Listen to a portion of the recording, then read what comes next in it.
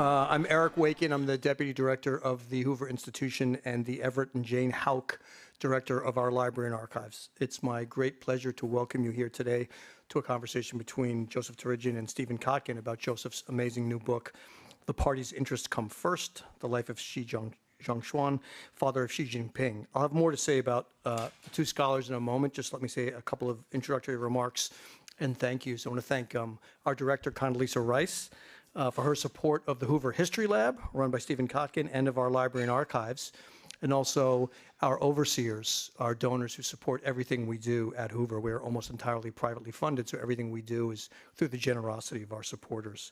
Also want to thank Steve, Joe Ledford, Cheryl Steets, other members of the History Lab, and my colleagues at the Library and Archives and on the Hoover Events and Planning team for making this possible. We're here at the Hoover Institution because of the vision of one man, that's Herbert Hoover. I always like to say a minute or two about him, if you'll indulge me. He endowed what was in 1919 the Hoover War Library with a $50,000 gift and a telegram to collect material on war. $50,000 then in purchasing power now is roughly $900,000. That was his deed of gift, the telegram. 15 years before the National Archives was founded, the Hoover War Library, which became the Hoover Institution on War, Revolution, and Peace now, was founded. And it's through his generosity and all the other people that followed him with the idea that collecting material on war, revolution, and peace and studying them, as Joseph has done and Steve has done and many other scholars in this room has done, is the mission of this institution. Since Mr. Hoover's donation, we've become the largest private organization dedicated to documenting, studying, discussing war, revolution, and peace in the 20th and 21st centuries. We're a research center dedicated to ideas defining a free society, supporting hundreds of resident and visiting fellows, and we have the best library and archives in the country, I would argue. Mr. Hoover said this about our mission: the institution must dynamically point the road to peace, to personal freedom, and to the safeguards of the American system. And about the library, its purpose is to build up a great research institution upon the most vital of all human questions: war, revolution, and peace. I think we honor Mr. Hoover in continuing the programming that this represents. By the way, in the corner in a exhibition vitrine there's 3 items Joseph asked us to put out there.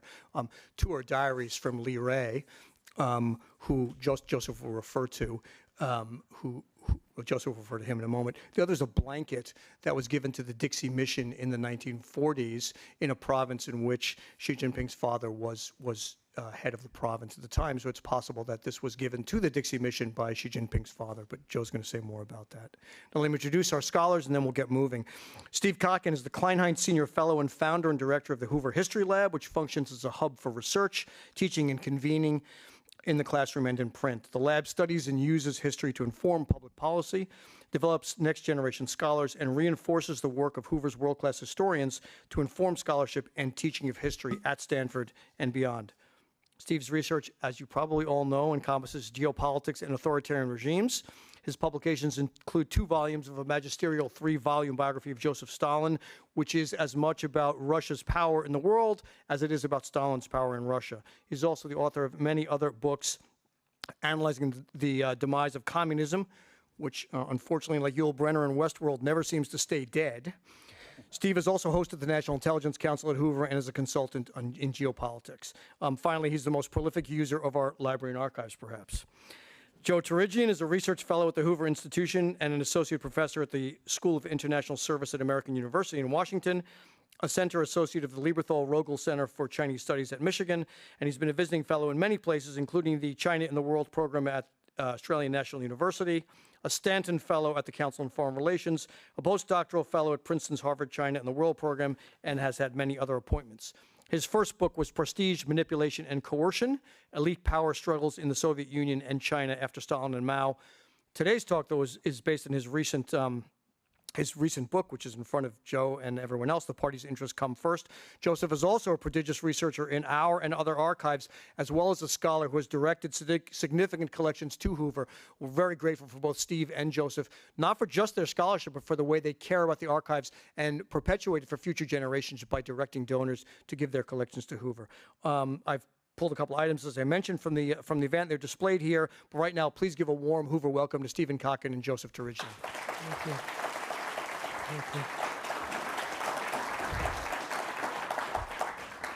Thank you, Eric. It's great to see everybody. It's fantastic to partner again with the Library and Archives for a special treat, a breakthrough book. The research is prodigious. The sensitivity and understanding of the communist phenomenon, the biographical analysis of the lives in question, just phenomenal work. Joseph has already authored one of the great books on succession politics for any authoritarian regimes, but certainly for the specificity of the communist cases, both the Soviet Union and China, with massive original research in both cases. I can't recommend that first book of his more highly. It really is fantastic. Today, even better. The biography masterpiece, which you're looking at over here, is so richly researched. During the copy editing, which is always a long and involved process, more and more documentation was coming forward. This is about a person that the Communist Party regime, still in power in Beijing, doesn't want you to know the full truth. It wants you to know a certain version of the person's life and a certain version, of course, of his son's life, not the version that Joseph, through this prodigious research in so many different places, unexpected places, has found original material, sometimes used by others, but not always, and never used in such a great collective enterprise like he's done. The book is for sale outside, and Joseph will be signing copies of the book for those of you who are moved to read it. It really does repay the kind of reading, sweeps you in and keeps you there all the way through to the end. We'll also have a reception afterwards in addition to the book signing. I should say that we had a book talk not that long ago in this very room by a person, Benjamin Nathans, also a prodigious user of the Hoover Library and Archives, and he was a winner of the Pulitzer Prize this particular year for his book on dissent in the Soviet Union. So let's just say we've set a high bar, but also a precedent. And please join me, Joseph Torigian, biographer and historian and political scientist.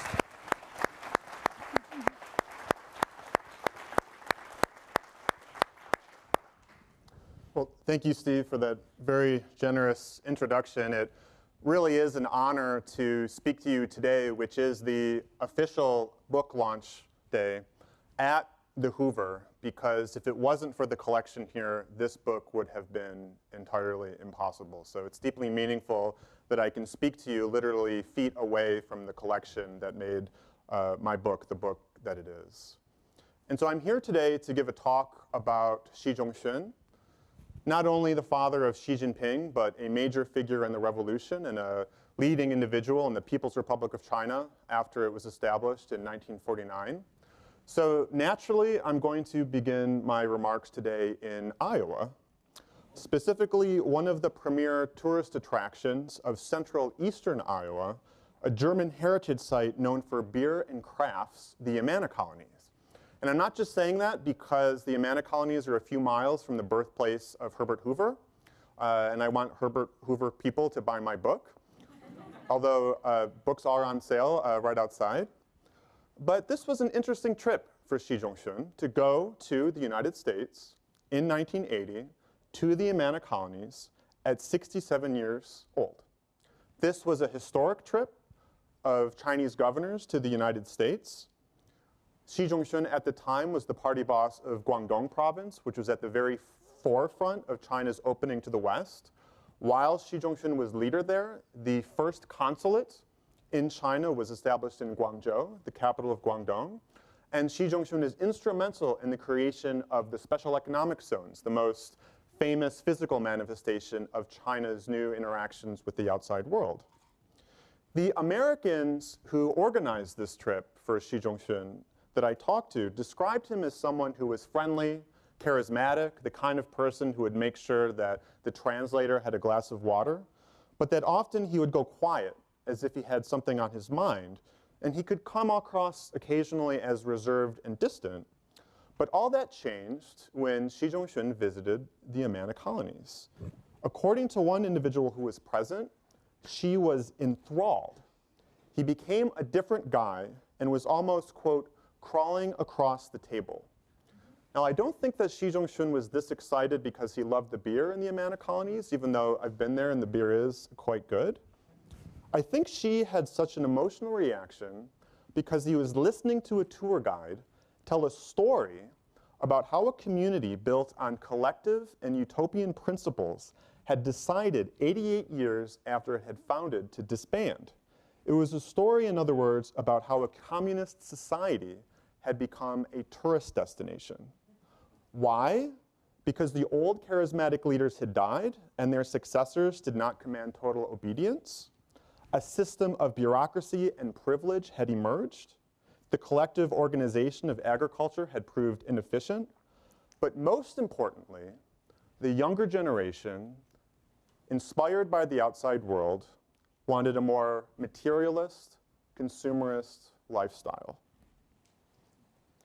So let's reflect for a moment about what kind of person was hearing this explanation of the Amana colonies from the tour guide. This was someone who had experienced extraordinary suffering for the sake of the cause. He was arrested at 15 years old and joined the party in jail. He nearly died fighting the nationalists on several occasions. Before the revolution was complete, on one occasion he was arrested by other communists and thought he was going to die. He claimed that he was going to be buried alive, and for years after he would show the physical wounds to other people to show what he had gone through. But the suffering didn't end after the People's Republic was established. In 1962, he was purged from the leadership and subjected to 16 years of exile, incarceration, and humiliation. One of his daughters committed suicide during the Cultural Revolution. Now, in 1980, Xi and his comrades were facing the question of whether what they had built with all of these sacrifices would endure, and for many reasons, it didn't look good, especially from Xi's position as governor of Guangdong. Why? Tens and tens of thousands of people were fleeing from communist China to capitalist Hong Kong, which bordered on Guangdong, many dying in the process. Fears of Western ideological infiltration were especially prominent in Guangdong, given its proximity to Hong Kong. And young people who didn't think the party was moving fast enough to overcome the tragic legacies of the Cultural Revolution were taking to the streets of Guangzhou. Crime rates were exploding, especially smuggling with Hong Kong, and it was unclear whether more rule of law or a more forceful response was the right answer. In other border regions, hundreds of miles away, Beijing was shocked when representatives of the Dalai Lama were met with enthusiasm by Tibetans, not the hate that the Communist Party expected, and more protests were erupting in Xinjiang. Abroad, the solidarity protests in Poland were raising questions about the communist project globally. And even though Mao had taught the party lessons about the dangers of strongman rule, as Xi was listening to the Amana colonies tour guide, the autocratic Deng Xiaoping was finishing his defeat of Mao's initial successor, the more consensus-oriented Hua Guofeng.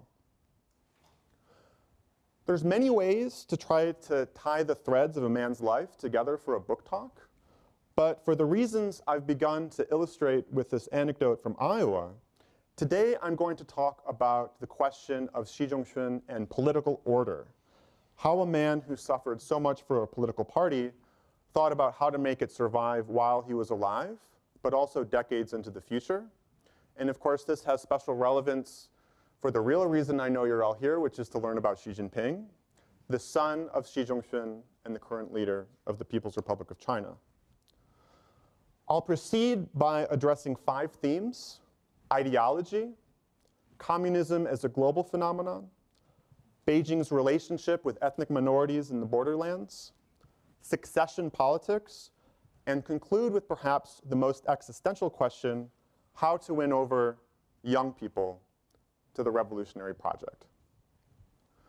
But I'm going to begin with ideology because it's only with the sensitivity to the peculiarities of the Bolshevik worldview that everything else that I say today will make sense. And it speaks to the question of political order because ideology is how the party justifies itself and explains why it deserves so much devotion. And that's ironic for one reason, which is that when Xi Zhongxun was a young boy, he was not really attracted to the party because he was reading Das Kapital. But he was born into a milieu of radicalism. He was born in Shanxi province, where Qin Shi Huang had forged the first unified state, and emperors had ruled for millennia from nearby Xi'an. By the time Xi Zhongxun was born in 1913, 2 years after the Qing dynasty was overthrown, the area had been rocked by decades of war, hunger, and banditry. It was a place of contradiction that led one of Xi's close childhood friends to later say that, quote, the region made people develop an extreme way of thinking. On the one hand, it has a rich cultural legacy, but on the other hand, the people face a difficult situation, and the chaos of war never ends. Xi, as he was starting to learn about the revolution, didn't really understand exactly what it was that communism was all about. In fact, he was quite frank about this. Decades later, he wrote, at the time, the revolutionary situation allowed all kinds of revolutionary books and newspapers for reading. But regrettably, because my individual study was too poor, even if I read more, that just meant that there was more that I did not understand. Because I was too young, my memory only allowed for half-baked knowledge, and my understanding of communism was still not deep. Now, why was he able to read this communist literature? Well, when he was a very young person, the Chinese Communist Party was still in an alliance with the nationalists, known as the First United Front. But it was in April of 1927 that Chiang Kai-shek, the leader of the nationalists, betrayed the communists and massacred them across the entire nation. And so over the course of 1927, in Xi's home province, there is a brutal crackdown on the communists. There are 2 insurrections that end in failure. The schools are targeted, students are getting arrested, sometimes killed. So by the spring of 1928, a Communist Party cadre tells Xi Zhongxun, then 15 years old, along with 2 other young boys, to attempt to poison an academic administrator at their middle school. They fail. Several teachers are poisoned. They're arrested, put in jail, and Xi Zhongxun joins the Communist Party while in prison. And the person who formally introduced him into the party, shortly after he was released from jail, committed suicide in Shanghai, apparently having suffered a mental breakdown. When Xi Zhongxun is released from jail, he's covered in eczema and boils. He can't walk. His father dies soon after, apparently related to the mental stress of his son having been incarcerated. His mother also dies just a few months later. 2 sisters are also lost, likely somehow related to the ongoing famine. He can't find the party. He's facing desperation. He's a hunted man. He can't go back to school. And how does he re-energize himself? How does he inspire himself? It's not by reading Marx. It's by reading a novel. A novel written by now a somewhat obscure Chinese author whose name is Jiang Guangci, who wrote a book called The Young Wanderer. Now, this is a very interesting moment because it shows the power of a cultural product to inspire. Now, this is not a high-quality book. I think we have Chinese cultural experts in the room. They certainly know the famous scholar of Chinese literature, T.A. Xia. Well, he wrote about Jiang Guangci and his readers. Xia wrote that Jiang Guangci no doubt had his fans among the barely literate youths who did not care so much about the quality of the writing as the emotions he so frankly expressed. Did not Jiang's popularity in his lifetime constitute rather an unfavorable comment on the intellect of the readers of those days who seemed merely excitable in temper and indiscriminate in taste. So Tiesha writing about Xi Jinping's father without realizing he was writing about Xi Jinping's father. But what is this book about? It is a relentlessly bleak novel about a young person who just goes from one disaster to another. A character who writes that the more pain that evil society brought me, the more powerfully did my resistance develop. And Xi Zhongxun, by the way, would tell his son that when he faced doubts, when he was scared and frightened, this was the novel that he read. So ideology can inspire, but it can also be very dangerous. Because in 1935, 7 years after Xi Zhongxun joins the party, he's arrested by members of his own party. Well, why is he arrested? Well, Xi Zhongxun, he's from the region. He's fighting a revolution that tries to do justice to the local characteristics of society without being too ambitious, too aggressive, and getting themselves killed. But these younger people who come with books that were given to them by Moscow say to Xi Zhongxun that because he's not being radical enough, that it's a manifestation of an ideological problem. And so Xi Zhongxun is thrown in jail. So it shows how differences of tactics can suddenly turn into something more dangerous because of this ideological charge.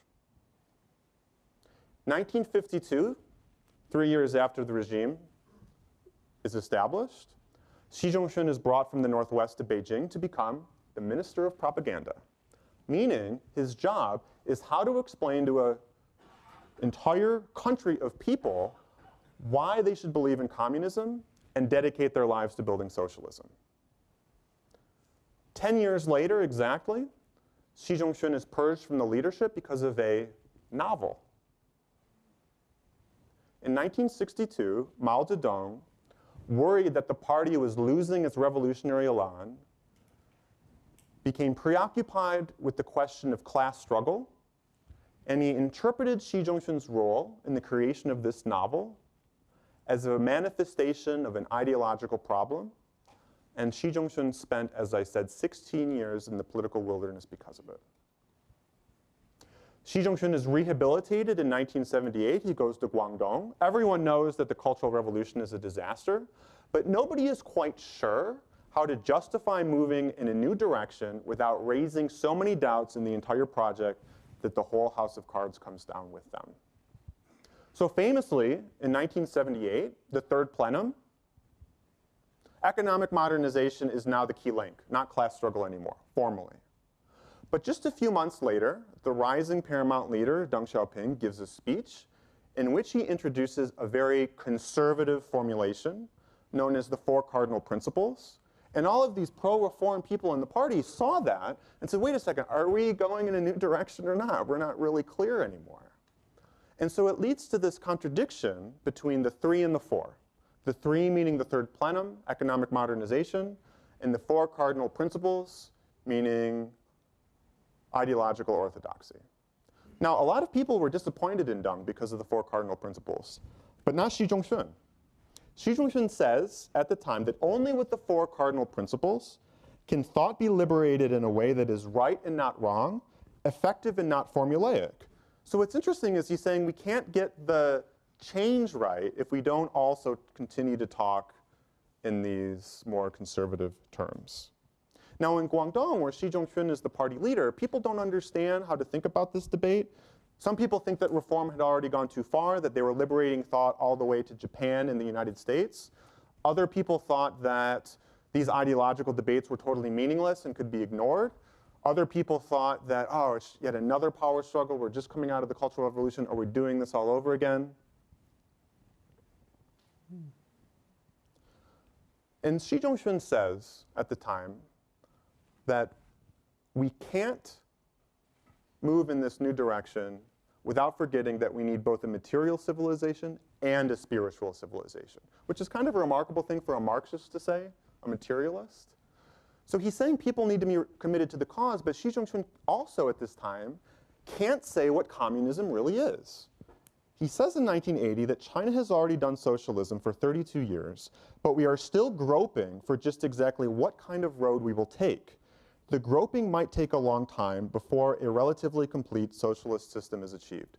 So we need to believe in socialism, but we're not really sure what socialism is.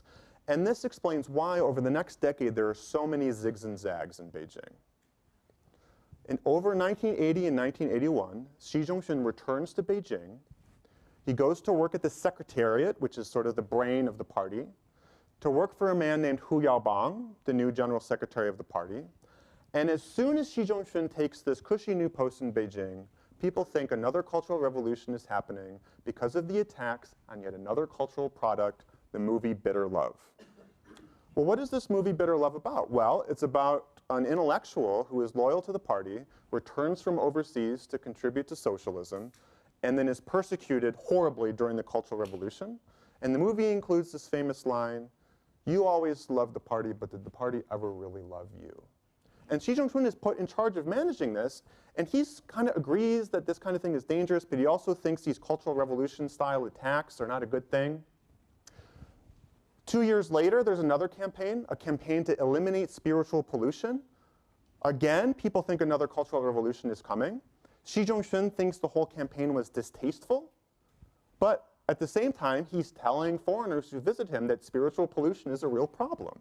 So it's a confusion where you're seeing these challenges, but how you go after them without people thinking another Cultural Revolution is happening is not something that they can figure out.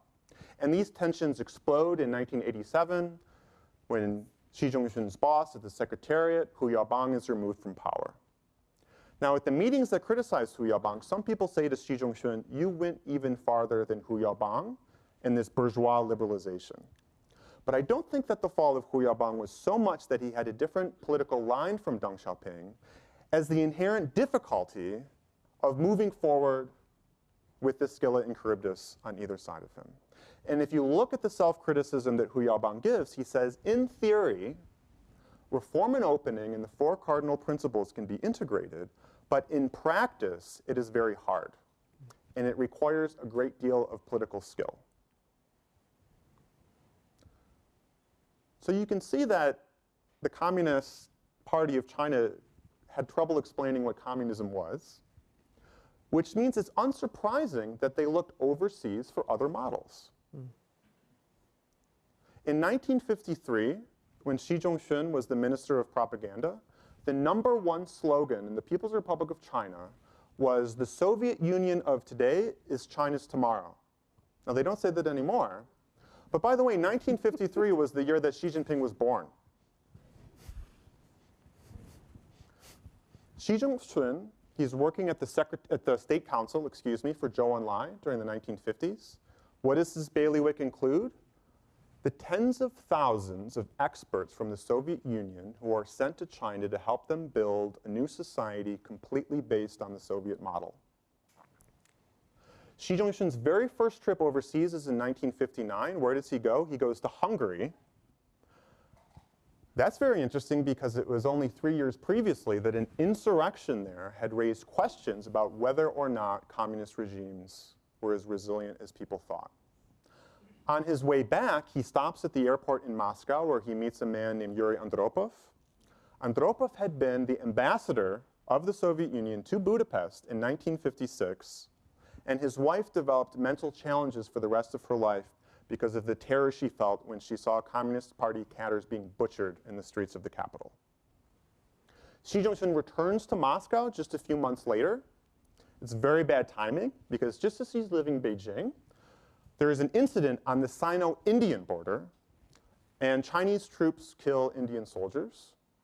While Xi Zhongxun is in Moscow, the Soviet communists release a statement that takes a neutral position between China and India, even though the Chinese and the Soviets are in a formal alliance. Beijing is incensed, and Xi Zhongxun leaves Moscow early. And when Khrushchev met Mao, just a month after that, Mao said to Khrushchev, your statement made the imperialists happy. Now, Mao Zedong was the kind of person who didn't take tactical differences as a sign of reasonable people coming to different conclusions. He saw Soviet pursuit of détente with the West as a manifestation of something very serious, a degradation of Lenin's legacy and a manifestation of something he called revisionism, meaning the Soviets weren't really communists anymore, and that's why they weren't helping China on the international stage in the way that they should be. And that was one of the reasons why in 1962 Mao was so preoccupied with class struggle. And when Xi Zhongxun was removed from the leadership that year, one of the accusations against him was that he was a Soviet spy. 1981, Xi Zhongxun returns to Beijing to work on the Secretariat. One of his jobs is China's relationship with foreign leftist, revolutionary, and communist parties. Beijing had severed ties with almost all of them during the Cultural Revolution because of the radicalization of foreign policy. And it was Xi's job to find a way of reestablishing ties with them, even as people around the world were wondering whether China was still communist anymore, because now they are moving in a very revisionist direction. Now, what's interesting is at this time, over the entire communist world, they recognize that things aren't going well, and they're trying to figure out a way of how to fix things. And Xi Jinping meets with a representative from Poland in April of 1988, and he tells them that reform waits for no one. And it was that day that for the first time in years, more strikes appeared in Poland. And it was less than a year after Xi's words that solidarity was legal. And it was only a few months after that that communism no longer existed in Poland. When the Italian Communist Party senator, Chiasanti, visits Beijing around this time, he's struck by how much Xi Zhongxun likes Mikhail Gorbachev. And in fact, Xi Zhongxun is watching the Soviets very closely. And he reads a book about Chernobyl written by a Soviet scholar. And he writes a notification on it that says, "We also have a lot of mistakes like this in our work. It's certainly true that bureaucratism is much more terrible than radiation." Communism is collapsing all around him. 1990, he writes for People's Daily his explanation for why China will survive anyways. He says that only the Chinese communists who represented the fundamental interest of the proletariat and the broad masses of people could find the correct road socialism for China through combining the universal truth of Marxism-Leninism with China's revolutionary practice. So you've got the universal and the particular, but he doesn't say which one matters more. But by saying this, he can kind of say that the reason communism worked is because China said what communism was going to be for China. And then he says something else which is very interesting, which is what the threat was. He wrote, "An adverse current of negating socialism has appeared in the world. The international hostile forces more intensively pursued the peaceful evolution strategy in an attempt to subvert and sabotage socialism," meaning the West and Western values. So in other words, when Xi Zhongxun was working in Beijing in the 50s and early 1960s, he's witnessing the beginning of the end of Beijing's communion with the global left. And by the end of his second tour of duty in the 1980s, he's watching the end of communism as a movement globally, except in a couple places, including North Korea. The Chinese were initially skeptical of the dynastic succession from Kim Il-sung to Kim Jong-il. When Beijing finally decided to support Pyongyang, who was sent to North Korea to express support? Xi Zhongxun. Now what's interesting is when Xi Zhongxun met with North Koreans, he told them, you need to reform. You need to be more like us, even though Kim Il-sung thought that the Chinese had become revisionist. But what's interesting is in reports back to Beijing, Xi Zhongxun also wrote that China should learn from the ideological cohesion of the North Koreans. So you can see over and over he thinks that China can have its cake and eat it too. Now North Korea didn't collapse, but of course the Soviet Union did. And how did it break apart? Well, it broke apart along creases, like a chocolate bar. And where were those creases drawn? Along ethnic lines. Which gets to the next thing I want to talk about, which is that Xi Zhongxun was a united front person. He was one of the leading figures, if not the leading figures, for Beijing's relationship with ethnic minorities. Why was that? Well, in the last years of the Civil War and the early years of the People's Republic, Xi Zhongxun was head of the so-called Northwest Bureau, which included a vast expanse of China, which was made up of not only Xinjiang, but also many other Buddhist Tibetan areas in provinces like Qinghai and Gansu. And it was Xi Zhongxun who incorporated these regions into the People's Republic. Now, this was an undoubtedly very bloody process. It's impossible to discount that this was part of Xi Zhongxun's model of bringing these areas into the People's Republic. But on the other hand, you see him learning certain things. You see him recognizing that there are easier ways of going about exerting power, such as winning over local power brokers, not moving too fast, using, in his words, feudalism to overcome feudalism. He's brought to Beijing to work again for Zhou Enlai at the State Council, and he spends about 70% of his time on the United Front, on ethnic relations. Now, in 1958 and 1959, the party decides that the model Xi Zhongxun had introduced in the Northwest wasn't working anymore because people weren't hearing the call to communism on their own and force needed to be used. And the party is at literal war with these people that Xi Zhongxun had told that if they joined the regime, that the regime would be kind to them. 1959, the Dalai Lama flees. And after that, the party declares its goal of completely remodeling Tibetan society. There is another Lama who remained in China, the Panchen Lama. Now, for people who understand Tibetan history, they know that there were two key religious and political figures, the Dalai Lama and the Panchen Lama. And the Panchen Lama met Xi Zhongxun for the very first time in 1951 because he was in the Northwest. And in subsequent decades, the Panchen Lama would speak about how he had a real friendship with Xi Zhongxun. In the early 1960s, the Panchen Lama writes its famous 10,000 character petition to the leadership, talking about the horrors that he witnessed in Tibetan areas. It's Xi Zhongxun who's sent to talk to him and calm him down. But then, by the end of 1962, when Xi Zhongxun is targeted by the party, one of the charges against him was that he was an accommodationist to the Panchen Lama and other ethnic religious figures, and that they waved their tail so high precisely because Xi Zhongxun let them think they could take the party for a ride.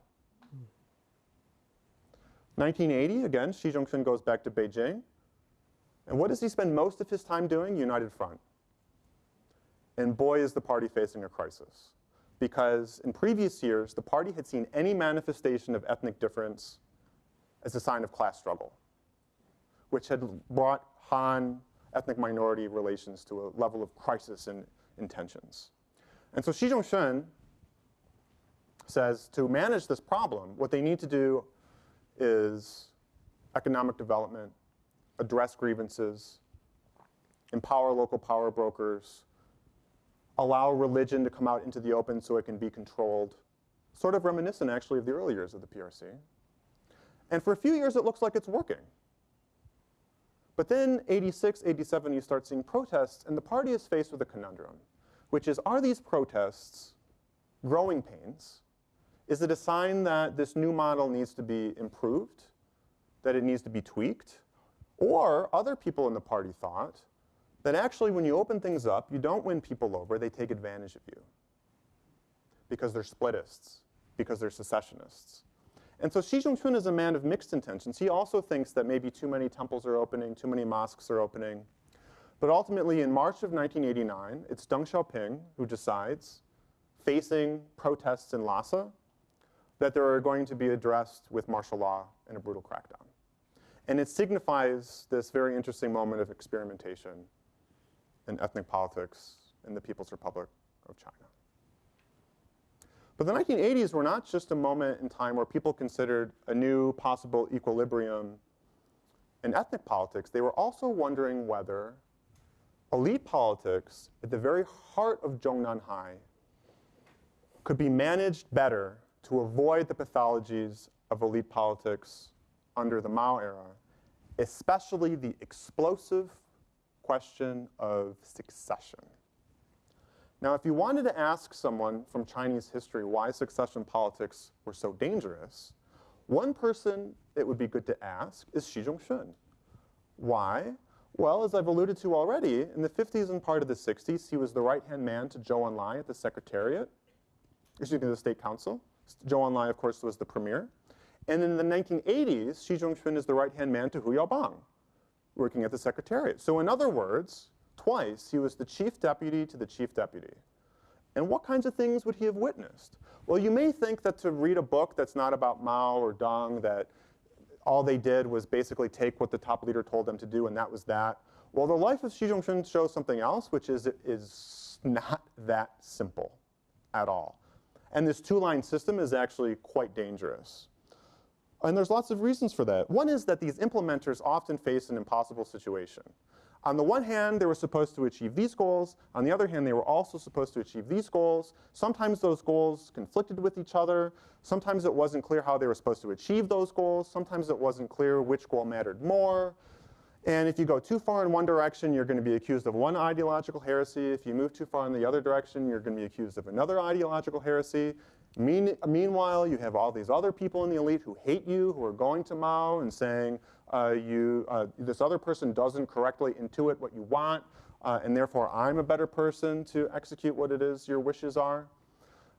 And Mao and Deng, by the way, they were not attentive to detail. They were people who constantly felt the need to give their deputies at least some space to make decisions. Mao was distant and not detail-oriented because he viewed himself as kind of like a sage king, a wise emperor who wanted to take a step back from the decision-making so that he could think big thoughts. And Deng, he was someone who wasn't like a big thinker, but he was also someone who wasn't paying attention to the day-to-day. And so even when Deng was leading the Secretariat of the 1950s, he didn't work nights. At night, he played cards. Now, I'm not saying that Deng was a moron. In fact, he was quite a powerful leader because what he was good at was, at the end of a meeting, saying, this is what the meeting was about. And this is what we're going to do next. And people were amazed that he could just take like a whole bunch of people arguing for several hours and then make a decision.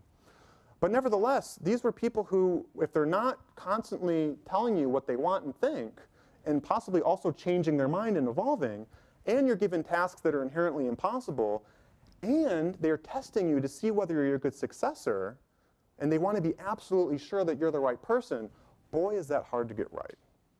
Boy, is that hard to get right. And Xi Jinping kept witnessing it. 1958, the beginning of the Great Leap Forward. Zhou Enlai is at a conference and gives a 5-hour humiliating self-criticism. He goes back to Beijing, where Xi Jinping is waiting for him, and he says to Xi Jinping, I can't do anything right. Mao just always keeps criticizing me. Because Zhou is saying this because he's not opposing Mao. It's just he can't figure out what Mao wants.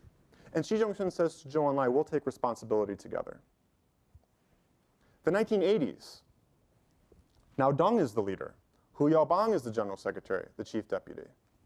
Hu Yaobang thinks that he has Deng's absolute trust. He says, Deng understands me. He knows that I don't engage in conspiracies and machinations. And he says that Deng understands I know what my role is, which is not the head, but the bottom of the foot. 不是首长, 是脚长 for the Chinese speakers, right? Xi Zhongxun keeps saying to Hu Yaobang, you need to go see Deng more. Xi Zhongxun's been around the block. He's much older and more experienced than Hu Yaobang. Hu Yaobang's greatest mistake was at a private meeting with Deng Xiaoping. Deng said, I'm going to retire, and Hu Yaobang said, I support your decision. And Deng Xiaoping concluded that Hu Yaobang was trying to push him out. When Hu Yaobang was attacked in the early 1987, he said, I never told Deng that he should resign. And Xi Jinping yelled out loudly so people could hear him, I heard Hu Yaobang say this 3 times. And Xi Jinping said during the 1980s, we've learned the lessons of strongman rule. We can't let this happen again. But he still acquiesced to the fall of Hu Yaobang anyways. Now I want to talk about young people. Now one of the triggers for Hu Yaobang's fall was student protests. And that's ironic because it's how to manage succession at the top and how to win over the younger generation at the bottom that were the 2 most existential questions for Xi Zhongxun. Xi Zhongxun explicitly said that history and reality teach us that enemy forces at home and abroad have always concentrated their goal of peaceful evolution in young people. The fight for young people is a life and death struggle without gunpowder. It is related to whether there will be successors to the socialist nation for which we in the older generation risked our lives in battles across the country to found. And it is related to whether the cause of socialism and communism will never lose its red color for thousands of years. Now, Xi Zhongxun was someone who thought a lot about how to win over young people to the cause. In 1952, perhaps the most foundational moment in the history of the Chinese Communist Party, the Yan'an rectification. So Yan'an is the base area, and rectification is the campaign that Mao launched to take these young people who are coming to the base areas, often from the cities and entitled backgrounds, these young people who often were arrogant, entitled, had their own big ideas, had hero complexes, and forge them into something new. Screws. Basically tools for the revolution. Now that's not my valued language, that's the kind of language that they used at the time. So the question was how you take these people who understood that they wanted to be reforged, but turn them into something new, was an emotionally grueling and devastating experience. It really included the total transformation of these people's lives. And Xi Zhongxun was the dean of a university in Yan'an when it happened, which means that he was at the very heart of it. 1943, he's the party boss of a region named Suida, which is northeast of the city of Yan'an. And that's when rectification turns into something new as it becomes more radical, a spy hunt. And it goes off the rails. And many young people are accused of working for the nationalists, and not a single one of them are really guilty. And Xi Zhongxun's approach is so radical that even notorious figures like Kang Sheng, known as the Beria of the Chinese Communist Party, is impressed and says that other regions should use it as a model. The 1950s, the question of young people appears again because Xi Zhongxun is raising his own family in the capital. How are we going to raise these new people? Well, it was an existential question because the old guard wanted to figure out a way to ensure that these young people who are growing up in a privileged lifestyle don't lose their revolutionary elan. And so that is one of the reasons why the Xi family was notoriously disciplinarian. It's not just because Xi Zhongxun was a peasant, but it was because there was a political background that was based on the idea that you needed to be tough, even brutal, to make sure that young people grew up to be good inheritors to the revolution. 1966, 1967, the question of young people is again a question of concern for Xi Zhongxun because of who? The Red Guards. Xi Zhongxun is already kicked out of the leadership. He's working at a factory in Henan province. Red Guards from neighboring Shanxi province kidnap him, put a mask on his face, throw him on a train, bring him to a dormitory, incarcerate him there for several months, and bring him repeatedly to struggle sessions where he loses hearing in one of his ears. After the Cultural Revolution, we have the opposite problem, which is that young people are so disgusted by the tragedy and disaster of the Cultural Revolution that they don't believe in anything anymore. And they want to make up for lost time. They want to have fun. They want to go overseas. They want to make money. They want to date. And so the party is figuring out who they're going to rely on in the next generation. One possibility are the princelings, the offspring. But they're not really a wonderful choice either. People don't like them because many of the early Red Guards were princelings. And now people in society think that, that these princelings are benefiting from nepotism. And they're entitled. And people don't like them very much. And then, of course, the question of young people comes to a head on June 4, the student protests. Now, why are students protesting? Because Hu Yaobang has died. Shortly after Hu Yaobang's death and the students are getting more active, a member of the Politburo Standing Committee goes to Xi Zhongxun's office in the National People's Congress, the Chinese legislature, and starts crying. And Xi Zhongxun says, now is not the time to cry. And he complains about how when Hu Yaobang was removed from power, so many other people wanted to be the general secretary. Now, people, I think, already know a lot about how the general secretary at the time, a man named Zhao Ziyang, refused to go along with the crackdown. But what people don't know is that after Zhao Ziyang was isolated, the greatest hope among the leadership for a peaceful solution went to the National People's Congress. The head of the National People's Congress was not in Beijing at the time. In fact, he was in Canada and the United States.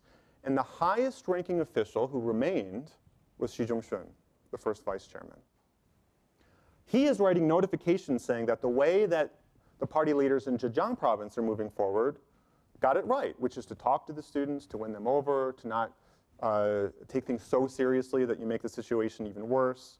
He's complaining that the premier, a man named Li Peng, has no scruples about suppression. Nevertheless,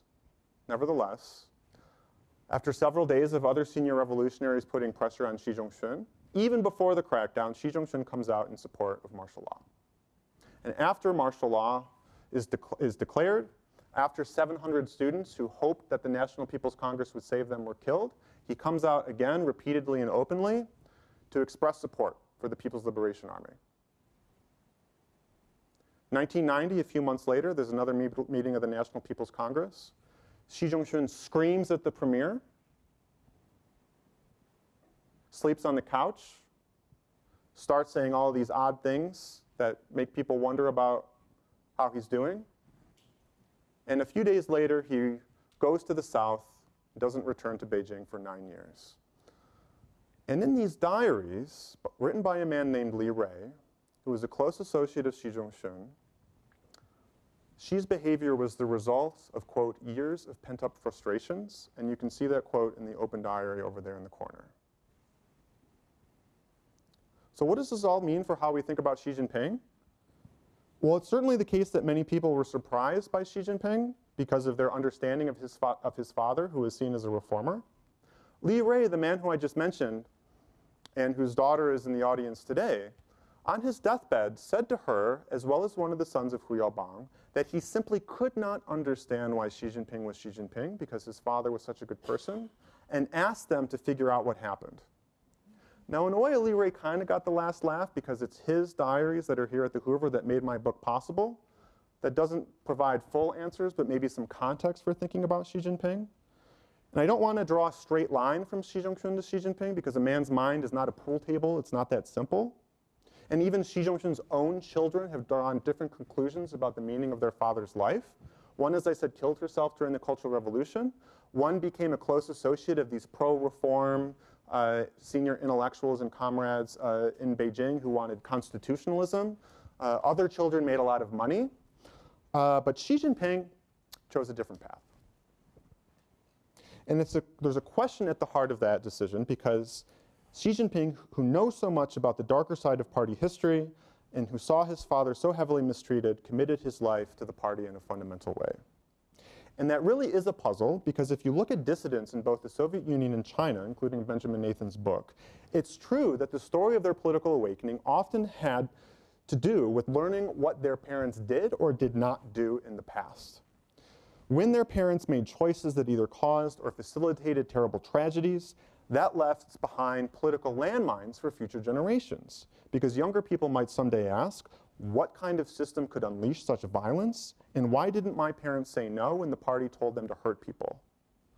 But the children of powerful officials would have seen something else too that was very important, which is seeing what bending to the party's interests did to the people who bended. And it's true that in most cases, not bending would have only made things worse. Nevertheless, a rational choice can have emotional repercussions, and many party leaders felt intense shame or guilt over their behavior, and it could affect their mental health. So Xi Jinping was someone who saw the party at its worst, including in ways that might be a little surprising for people who don't look at the Communist Party a lot. And it's not surprising in a way that Xi Jinping himself admitted to going through a period of doubt in the revolution. But what's interesting is he says that precisely because he went through that doubt and returned to the cause, that his belief is so unshakable and is so much stronger than anyone else. So we can wonder what kind of suffering leads to dedication and what leads to alienation. But for Xi Jinping, at least, it very clearly led to dedication. And he seems to have asked, how could I defy a cause for which my father suffered so much? How can I win pride and legacy for a family that was humiliated so many times? And how can I prove the worth of the Xi family? And his answer to those questions is quite breathtaking in terms of ambition, which is that he wants no less than to break the wheel of dynastic cycles that have marked Chinese history for millennia, through a continuous rebaptism in the fires of revolution. And how is he trying to do that? Well, in terms of ideology, he's drawing from his father's story as someone who saw the dangers of taking ideology too seriously, as well as not taking it seriously enough, to pursue an ideological agenda that is at least supposed to avoid the extremism of the Mao era and the materialism of the Deng era. Globally, he's trying to make the case that Western liberalism is not the end of history. Third, he's trying to assimilate the border regions in a way that makes secession impossible. Fourth, he's drawing from his father's story as a close associate to Mao and Deng's top deputies, witness to the dangers of succession politics by ending the succession, at least for now. And he's using the party's own history as moral education to win over young people to commit their lives once again to the nation and party. And it's for that reason I think we should go back and see what exactly that history is, which is what I try to do in my book. Let me finish with a coda. There's one other person in Xi Jinping's life that was fascinated by the story of the Amana colonies, Wang Huning. I see some people nodding because they know that he is sort of the ideological czar in Beijing. He visited the United States in the 1980s, and he wrote a book called America Against America, and he has a chapter about the Amana colonies, in which he says that, yeah, there were lots of structural problems, but what was the biggest? They didn't get the idea story right. They didn't get the ideology story right. And it meant young people didn't want to do it again. So Xi Jinping recently said that Western imperialists placed their bets of peaceful evolution not on the first generation who won the revolution, or the second generation that was brought up by the revolutionaries, but the third and fourth generation. And he's calling them to once again listen to this clarion of dedicating their lives to sacrifice and mission and national rejuvenation, collectivist values. And I think that many young people like Xi Zhongxun and Xi Jinping find that meaningful. But I also think that there are signs that some Chinese are weary of living ardently, and they don't find inspiration in a call to eat bitterness like their forebears did, and might decide someday to do something about it. And that's a particularly meaningful question to think about today, which is the eve of the 36th anniversary of June 4, Tiananmen Square. So I'll stop there. Thank you.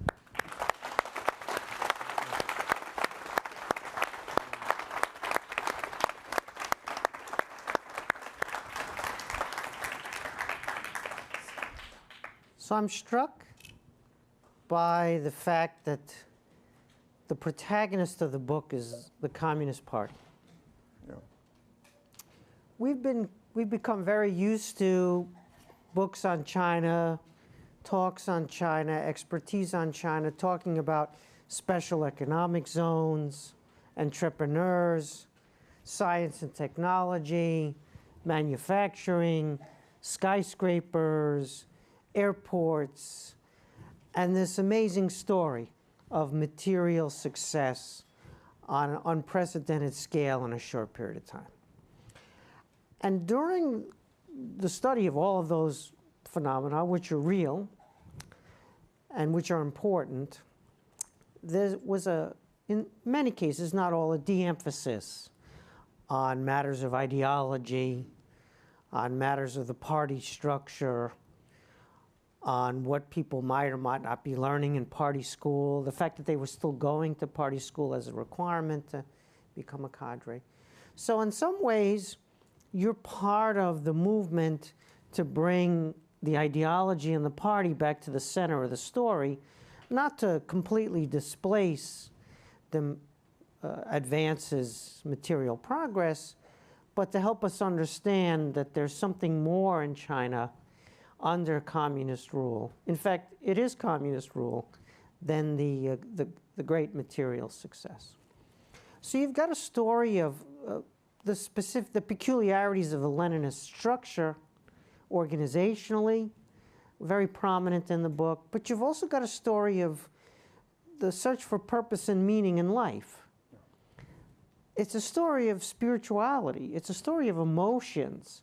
It's a story of feelings, connectedness, of finding purpose, losing purpose, finding purpose again, of subordination, of commitment, of ideals. Even when the ideals are traduced or the ideals lead to massive bloodshed, as they do time and time again, it's still about ideals, and it's still about their emotions, and it's still about their search for meaning and their identification with this cause. And that runs through the entire book, as well as the father, who's got all of these amazing positions. I mean, what more could he have been responsible for? It's just astonishing, the relations with the Soviet Union.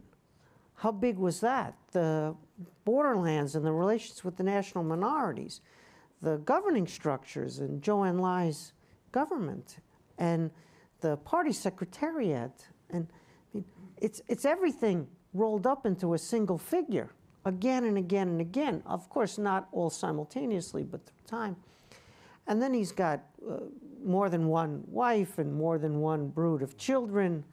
And so one of those children then emerges in this fantastic story as well. I mean, it's like fiction in some ways, that this could all come together in a single story. And then, of course, we have the diaries of Lee Ray right here in house.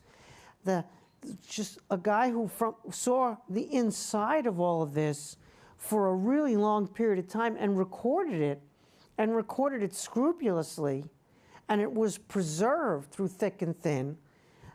Of course, thanks to the family, we have to say.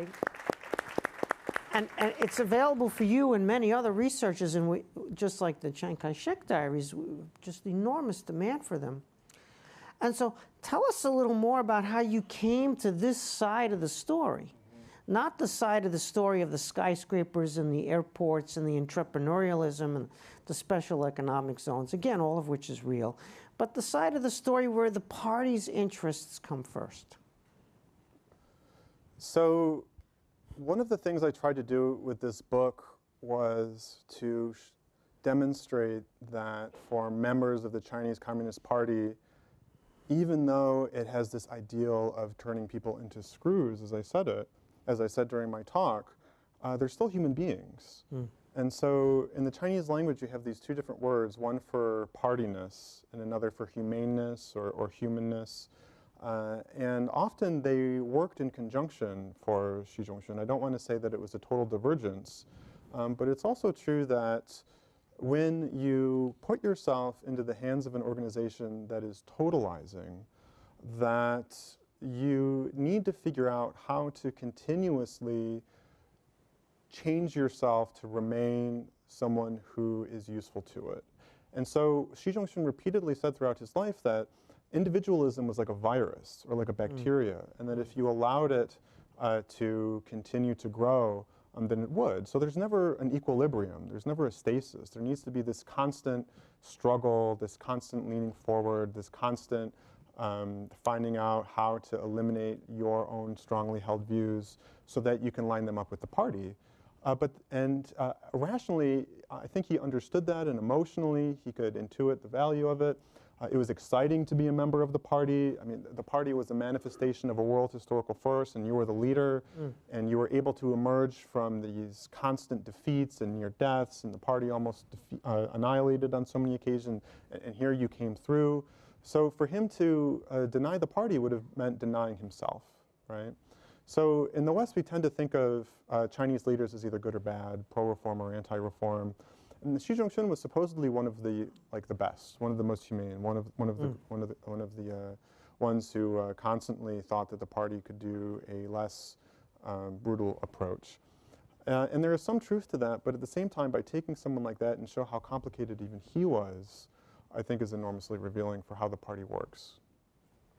Yeah, but how did you know to do that? In other words, where did you come from to focus on this emotional side? So you could have focused on the fact that the party is killing people, it's killing their friends, it's putting them in prison, and that's the main story, or the predominant story, let's say. You've got that, and that's very important. You have no illusions about the nature of party rule.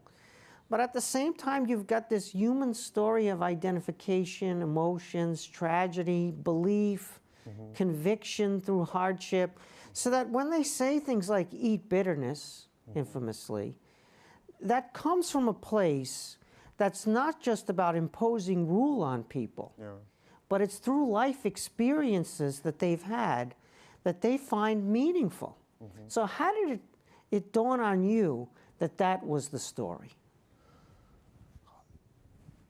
You're asking a more reflective question than I realized you were asking the first time. It's more about, a little more about me, I suppose. And that's a tougher one that requires a little bit more thought. And I think that one way that I came to it really was, I didn't come to the project with any preconceived notions of what the book was going to be frank with you. The book was a little bit of an accident in the sense that I was asked to write a paper about Xi Jinping for a journal, and I said, I mostly do party history. I'm not sure whether I can be useful or not.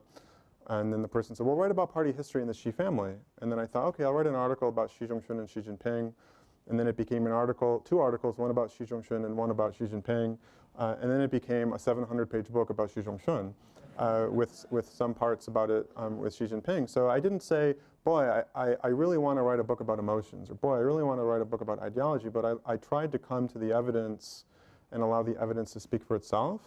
And that's not to say that facts are facts and all you need to do is dig them up and put them on the page and they're meaningful, because even deciding what facts matter or that it is a fact requires some level of interpretation and analysis, right? And so I've talked to Orville about this, right? Like, the book is not like a psychological portrait of Xi Jinping, but emotions and affect and it's at the very heart of it. So what I tried to do was to provide a story that did justice to their lives, to serve as a reference for people who might want to take the next step and say what that meaning is. And so that was the purpose of the book, was to give people a sense of what the party was like, how the party functioned, and what it was like for China's current leader to grow up in that kind of milieu. But there wasn't any particular, I think, methodological prior that sensitized me to allowing me to see that as the big story. It was just, as a scholar, my main center of gravity is to get the story right. And I think that when you're dealing with life and death, in the sense that lots of people, but my book is about, as I've said before, kind of a book about suffering. And when you do a book like that, you want to get it right, right? And so to do that, like, I put a lot of work into it to help understand why these people were dying, or why these people were causing other people to die. And it's just the story that emerged was the story that emerged. I feel like that's not a very good answer, but it's the best I can do right now. I think it is a very good answer. Let's talk, before we open it up to the audience, which we'll do in a little bit, let's talk a little bit about the materials that you used. So I have a similar trajectory, at least in my own head, of rediscovering the centrality of the party and of ideology and of meaning and affect as part of the moral squalor and brutality of communism at the same time. And I also ended up on the biographical track. And so I kind of get some of this, where you came from. But in my case, I had this motherlode of documentation because the regime fell.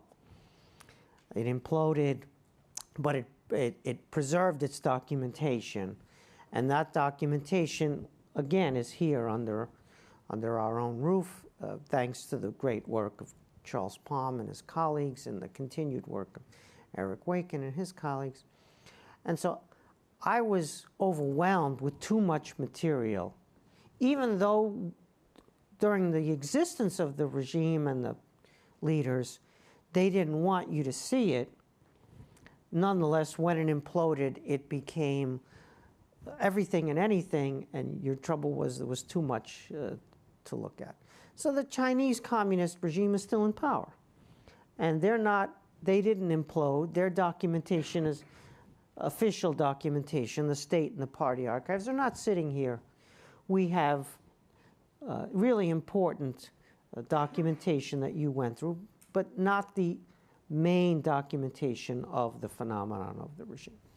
So how's it possible, without the regime falling, without all of their materials being declassified and open, how is it possible to write a book that's reliable, scrupulous, that you can make conclusions about specific episodes that either they're trying to conceal or mislead on?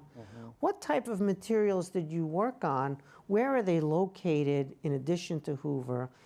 And what made possible not just the Libre Diaries, but what made possible a book that's scrupulous like the one that you delivered?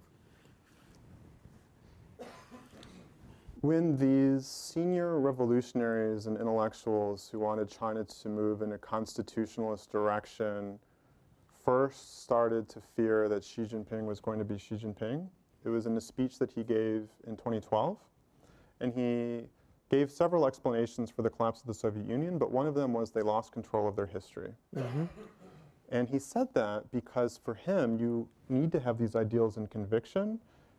And for that, you need to believe that the party is an inevitable force in Chinese history and the only way of organization that can allow China to reclaim its rightful place in the world. And the story of his father, in many ways, is a story about how people who fought in this organization saw how their histories were characterized as absolutely existential, because that was what their whole lives were all about, and how the party described them was something that they cared so much about. So for those reasons, it wasn't an easy book to write. And so you can't just go to one archive and collect all the material and write it up. You need to have kind of a detective mindset. You need to be sensitive to possibilities, not limitations. And you need to recognize that it's an iterative process. So Roderick McFarquhar once said to me that a party historian criticized him for getting something wrong, and his response was, "Of course I got it wrong, I didn't know it happened." And it's just this very frank response to a question. And I guess your earlier question was kind of brushing up against like my intellectual background, and like meeting people like McFarquhar or Fred Tevis, they could change their mind, and like they cared so much about getting the story right, and that was a little bit different from some academic approaches that kind of come with very strong priors that are harder to change when you meet up with the evidence. So a quick aside to that. I don't think in terms of good and bad evidence. I think in terms of getting as much evidence as I can and parsing it and interpreting it and putting together a mosaic that in some places is colored in better, in some cases is not, and to do justice to the historical record when doubts continue. And to be honest, like, the system is confusing even to people at the very top. And in the Lee Ray diaries, he writes down lots of rumors that turned out not to be true, even though Lee Ray was a smart guy.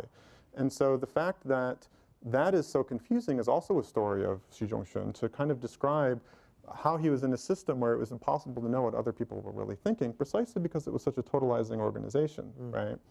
And so one thing you can do is, I don't know if you've heard this term mosaic theory, but very often, even with official sources that come out, they don't know what I can do with it because they don't know the kind of context that I can put it into. Right. So there's this chronology, I think 3 or 4 books that came out right before my book was done. And if I had read it at the beginning, it wouldn't have been that interesting. But when I read it with everything I had already known, I don't know if they knew or not, but it could be explosive in my hands once I could put it with memoirs and blah, blah, blah. But just on the nitty-gritty of the sources, a lot of primary documents, including archives, are available at American libraries because they fell off the back of a truck or something and they somehow got here. A lot of it, right?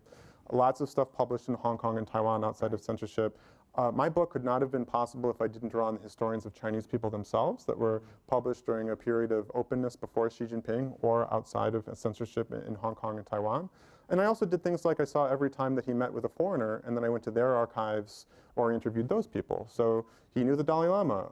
I talked to the Dalai Lama. I got the verbatim transcripts of the negotiations between the Dalai Lama's emissaries and Xi Zhongxun in the 1980s in Tibetan and had them translated into English.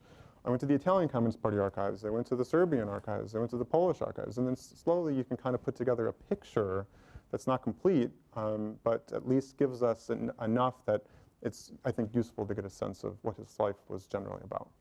The internationalism of communism turns out to be really valuable for researchers. Absolutely. And also the fact that communism is so proud of itself and so talkative about itself that the official sources, which are endless, and they want you to think a certain thing, but you can actually discover things they don't want you to think in those official materials because you've got that mosaic of all. By the way, when they lie, it's also very revealing, because when you see a lie in a memoir, that tells you something. And when you see them actually doctor a public version of a speech, you know exactly what they're worried about. So that's also a form of evidence. The lying itself is a form of evidence, like how they characterize the past is a form of evidence. And when rumors are true, the fact that the rumor existed in the first place is also something that has its own social power that should be recognized. So you can see I get excited in this direction of discussion. So I think it's really important for us to understand how an important book like this is possible. You know, we sometimes have the impression that the regime is hiding everything, and therefore it's just really hard to write a reliable book that's factually rich and not speculative about episodes or following rumors as if they're true or just writing what we want to be true because we don't like the regime or the specific person. So I think it's just important for people to understand the level of scholarship that's possible despite the obstacles that the regime will put in people's lives. One of the other purposes of this book was to leave a lot of breadcrumbs for other people who want to do party history, so have fun with the questions, guys. At which point we'll go to the audience. We have some microphones. If you'll raise your hand and identify yourself. We got one in the very back there. Thank you. Thank you so much for giving the wonderful lecture. This is a three-part question. As you alluded at the beginning of your speech, that we're interested in Xi Zhongxun because we're more interested in Xi Jinping. So by writing the book, how much the life of Xi Zhongxun give you more clarity of who Xi Jinping is? And that's one. Two is, do you think, I know it's a hard question, so do you think the Xi Jinping, the hardline stance have been taken, surprise everybody, including both overseas and within China? So if you have to take a guess, is that some switch in his career, or is always, you know, he's like a lay low, 卧薪尝胆, kind of bide his time, and then that's always who is?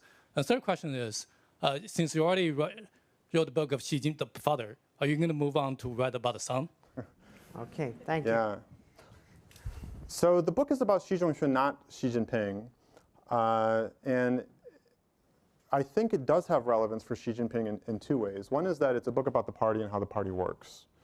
And so certainly, if you look at the details that I've found that are new in the book about the relationship between Xi Zhongxun and Xi Jinping, certain things that he does becomes meaningful in that context. And at the very least, who he became was possible, maybe even primed because of the history as I describe it in my book. But I also don't want to say that Xi Jinping was 100% Xi Jinping in 2012, because we just don't know. In fact, I think that he also had a trajectory. There's a very interesting quote in my book from Xi Zhongxun where he says privately that power corrupts and changes people. And so one of the other funny things that Li Rui says in his diaries is he keeps meeting these people who he was really nice to, and then they become the top leader and they change, and he gets really upset about it, right? Yes. So in that sense, I don't, you know, part of what I say in my book about Xi Zhongxun is that he himself was a product of multiple centers of gravity, and he could change his mind, and sometimes it could be hard to guess what he would do in a particular situation because politicians are flexible and pragmatic, and concrete situations have their own specific characteristics. And so I think that applies to Xi Jinping just like it does to Xi Zhongxun. But most meaningfully, I think that what the book says about Xi Jinping is how he faces the same dilemmas that his predecessors faced. Right. And what he faces are dilemmas that can be managed, not problems that can be solved. Which means that he's not changing the nature of the party, but he's bringing his own approach to addressing these problems. And the way that he describes it is kind of a middle approach, right? Of learning from the past and not going too far in any direction. And you can see how that works in theory, but you can also wonder whether that that's just kind of muddling through in another way, and whether or not by trying to immortalize the regime, he may actually be accelerating forces in society that will be hard to manage after he finally leaves the scene, which is something I think that's interesting to think about. I haven't decided whether I'll write a biography of Xi Jinping yet. When I think of everything I would need to do it justice, I get a little dizzy. But maybe someday. Yes. Who's next? Yes, over here in the front.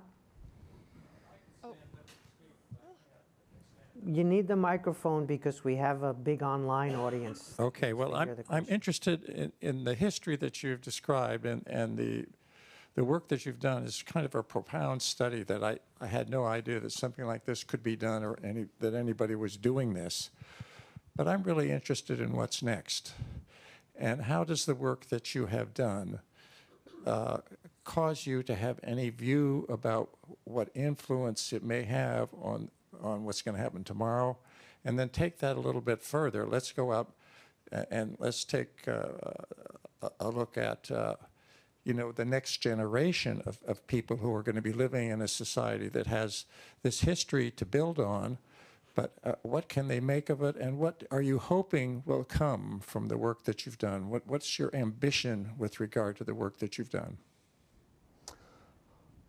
So I think that what history can do is allow us to structure questions, question assumptions, see possibilities, make the limited evidence that we do have more manageable, give us an interpretive lens for how we might be able to understand it. And that gives us the tools to forecast different scenarios and allows us to think about possible directions in the future and what things would have to happen for those outcomes. But it can't tell you what's going to happen tomorrow. It can give you context that is a useful tool for watching as things change and to make sense of it. So I think sometimes when people look at my book, they try to say what it means for the tariff war, right? And whether Xi Jinping will back down. In fact, that's how they talked about it on Taiwanese news recently. And so I think it's useful to read my book if you want to wrestle with that question, but I also don't think it's going to tell you when they're going to have the phone call, right? So in that sense, right, so one purpose of the book is I wanted to give voice to these people. I wanted to do justice to their lives. And that's just like an intrinsic value. It's not like an instrumental value. I think that's part of the history, is just that people, especially who suffer so much, we should figure out what happened, and their name should be in a book somewhere. And that's one of the great regrets of my book, is when I was cutting to meet word count, that some of those stories are kind of lost. But part of it also is to facilitate other people to draw meaning from it and draw their own conclusions. So as I said, there's a lot of interpretation to figure out what matters and how to say what happened in the past. But I also didn't want to draw too fine of a conclusion, sometimes because the conclusions are obvious and maybe more obvious without me saying them, but because, as I said, different people find different meaning in suffering, even in the same family. And this was a story of extreme suffering. So to the extent that this book facilitates people thinking about that, facilitates people thinking about the immortal conundrum of servicing an organization and putting the organization's interests first, but also remaining human, how you balance tactics and principles. All of these are parts of the book. Yes. Let's go to the woman in the back. Thank you. Hi, Professor Torigian. Thank you for a really wonderful lecture. My name is Irene. I'm a master's student here. I think we've talked before. So my question is actually about what you were saying earlier about what seems to be a really thrust of the book, which is the meaning of suffering and how that generation of Chinese leaders try to find meaning in these successful traumatic events. And I'm curious to what extent that's comparative for you, and whether you see any parallels in other political dynasties, authoritarian regimes, or what have you, or other places in the world. Thank you. Well, there's kind of an interesting moment in the book where Xi Jinping is exiled to the countryside, ironically Shanxi, right? So there is the Sent Down Youth program during the Cultural Revolution when young people were sent to rural areas. And it's, as I said, Xi Jinping admits that it was not easy for him, right? He didn't get along with the peasants. Insects were biting him. He couldn't really handle the physical labor. At one point, he runs back to Beijing because he can't handle it. And what does he do? Well, at least according to a story he told Russian sinologists on his very first trip overseas, his top leader, to Moscow, that he loved to read this novel, What Is to Be Done, by Chernyshevsky, which has a character named Rakhmetov. He's a professional revolutionary who sleeps on a bed of nails to inculcate his revolutionary elan. And Xi Jinping said, well, I used to walk around in the wind and the rain, so I could do that too. And I used to sleep on a hot Kong stone bed without my shirt on because I wanted to be a good communist. And so, I mean, so much of this is like kind of a Bolshevik worldview, but at the same time, I don't want to essentialize this as a purely communist thing either, right? I mean, political radicalism is, it's part of human history, right? And I did Catholic school or Armenian Apostolic Sunday school, and there's religious traditions that also find meaning in suffering, and certainly the gospel is a very different message from Das Kapital, and I don't want to. Granted. Yeah. But to be serious for a second, right? Like, I don't think it's crazy to think that it's meaningful for many people to think about lives that are bigger than lives that are much more about you, to be part of something bigger. To trust, to sacrifice certain things in your life because you recognize that there's a bigger goal that's more meaningful than making money. And salvation, ultimately, right? Which is the pursuit. There's a lot in that answer, and we could continue along those lines for a while, but I want to get some more voices into the conversation. And I believe we'll try this side of the room right here, this gentleman in the glasses. Thank you. Hi, thanks for the wonderful talk. I'm a student here. I wonder, in your view, do you think Zhongxun is a good father? Does he has high expectation on his like 7 or 9 kids?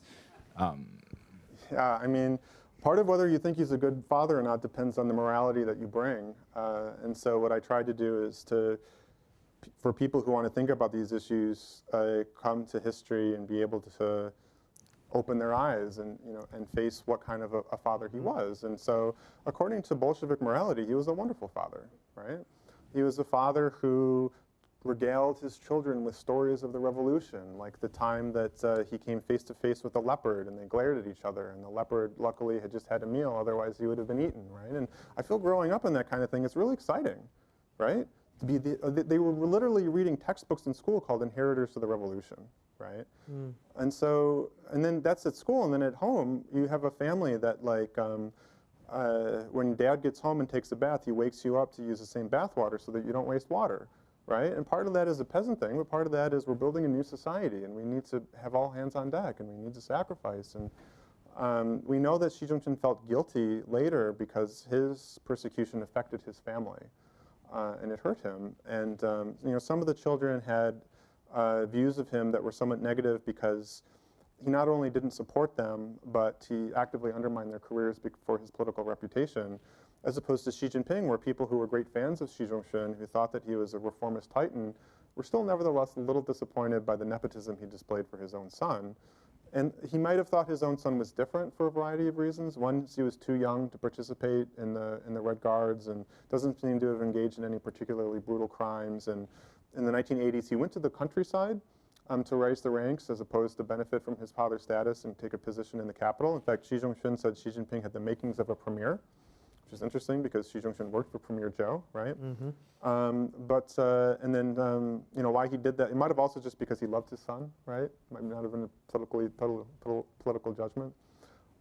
So, whether you think that disciplinarianism makes him a good or bad father, in that political context, it made a very good father. And then you can draw your own judgments. Yes, right here in the middle. Wait for the mic. Oh, there we go. Hello, thank you. Hi, so I'm Steven. I'm a senior here at Stanford. Hi, Professor Torigian. We've met before.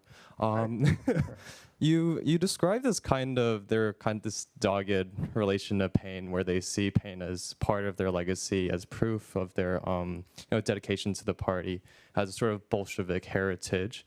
At the same time, Xi Jinping the Xi family also seems to have been uniquely disciplinarian. There's this idea that princelings in general were quite spoiled. And so I was just kind of wondering, this sort of continuation of the Bolshevik tradition of pain and martyrism, how unique was that with the Xi family? Like, were there a lot of other party elders or families that were doing this sort of thing? Or was this kind of relatively unique to the Xi family, given the unique psyche of Xi Zhongxun? And yeah, thank you. So according to the Li Ray diaries, the Xi family had a reputation for being particularly tough. And we can think about that and why that's interesting. But it was also the case that other families were very disciplinarian as well, partly because there were so many peasants, but partly because they recognized that it was politically problematic for them if their children came up entitled, right? Nevertheless, many of them still did, right? So it's not something that they could easily resolve. And so Mao Zedong said repeatedly that the Katter offspring were a disaster, right? He thought that they were a huge, huge dilemma. And Zhou Enlai used to talk about how the Manchus, one of the reasons their dynasty collapsed was because they didn't control their kids well enough and they weren't tough enough on them, right? And so the Cultural Revolution, by the way, was partly about having another generation of suffering so that young people, like their parents, could go through something wrenching so they could come out tougher on the other end and more dedicated to the revolution. And as I said before, it's ironic that actually it was a huge disaster. And most young people, as I said, in the 1980s, they were done with that stuff, right? But not Xi Jinping. So. Yes, let's go to this young lady here. Here comes the mic. Speaking of young people, if you're capturing them to have, continue the revolution, how do you think your book would be received by college or university students in China? Good one. Would it be reading material required or not meeting the mission? Obviously my book is not in line for publication in the mainland currently. I didn't write the book with any particular political agenda in mind, right? So that's their problem, not mine. Like, I didn't write it in a particular way to be damaging to them. And some ways that the book has been covered in media actually makes Xi Jinping look like a real tough dude. So the one thing I can say about this is a few months ago, there was a television series aired on Central Television in China that was a 50 or 60 episode chronicle of Xi Zhongxun's life that didn't even get to the end of the revolution, really. And I was a little excited because I was like, hey, I just spent like almost 10 years of my life writing about this guy. Now there's like this epic TV show about him, and maybe at the very least it'll be exciting. And it was boring, really. And like, I thought I would watch the whole thing, and I didn't. And in a way, I don't want to say I felt possessive about Xi Zhongxun and that I did a better job, but I feel it the same way that, like, if you read my book, you could kind of understand him in a way that you couldn't with this TV show, because as we were saying before, like, suffering can alienate and it can rededicate.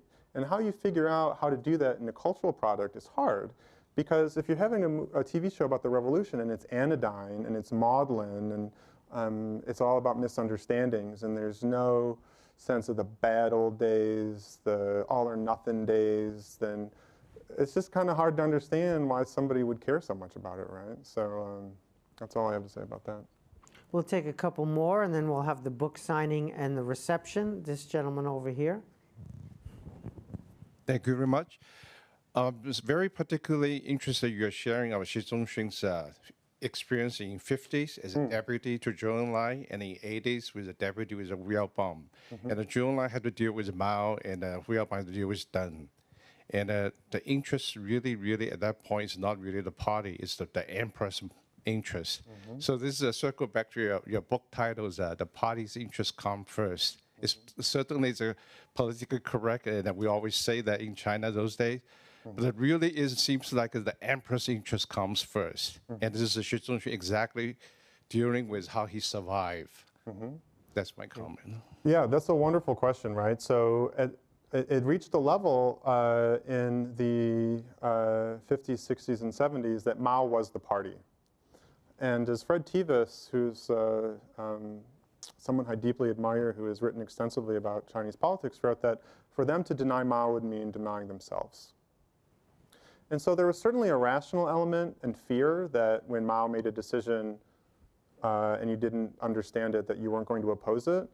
But what's really striking is even when by all evidence it would look like Mao had made a mistake, their natural reaction is to still be that Mao sees farther, sees more wisely. I am the problem. And that's why you could have things like the Cultural Revolution, right? Is because these terrible things are happening to you, and counterintuitively, it makes you want to prove to Mao that even after you go through this that you don't understand, you're trying to understand, right? And so then in the Deng era, it's very interesting, right? Because Deng was purged by Mao twice, once in 66, 67, and a second time in 75, 76. And in both of these cases, this idea that Deng represented a more pragmatic force in Chinese politics is ridiculous, because Deng was totally, totally loyal to Mao. The problem was, even when you're totally loyal, you can still lose the trust of the top leader because of all of these pathologies I've talked about, which means that Deng more than ever should have understood them. But nevertheless, he got rid of Mao's initial successor, Hua Guofeng, got rid of Hu Yaobang, who was another potential successor, got rid of Zhao Ziyang, who was another potential successor, almost got rid of Jiang Zemin in 1992 until he decided that Jiang did enough to save himself. And so it shows that the continuities of the system prove stronger than the lessons it teaches, right? And so for these people, they don't worship Deng in the way that they did Mao, but they still recognize that without a core, it doesn't work. You need somebody to make a final decision. And that even if you think that Deng is violating some norms, the last thing you want to do is oppose him, because you're going to just be accused of being an anti-party clique, and everybody you talk to is going to get in trouble, and all you're going to do is make the situation worse. Now, it was actually even more dangerous in the Deng era, because Deng pretended to not be Mao, but he was still very paranoid. And so he gave people enough rope to hang themselves with, in a way. Orville Schell, I see your hand down by your side.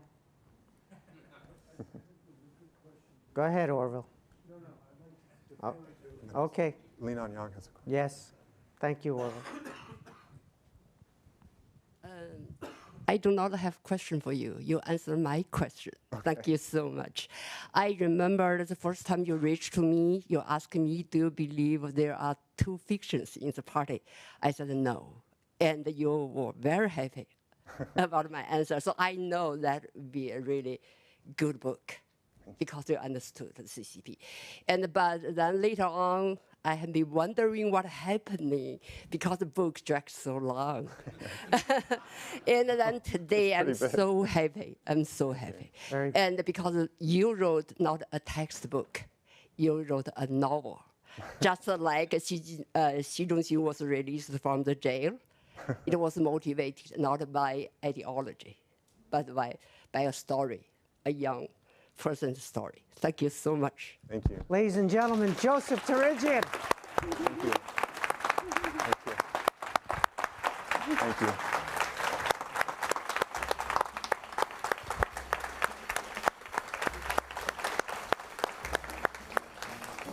Okay, the book signing reception, please. Thank you, Steve. My pleasure.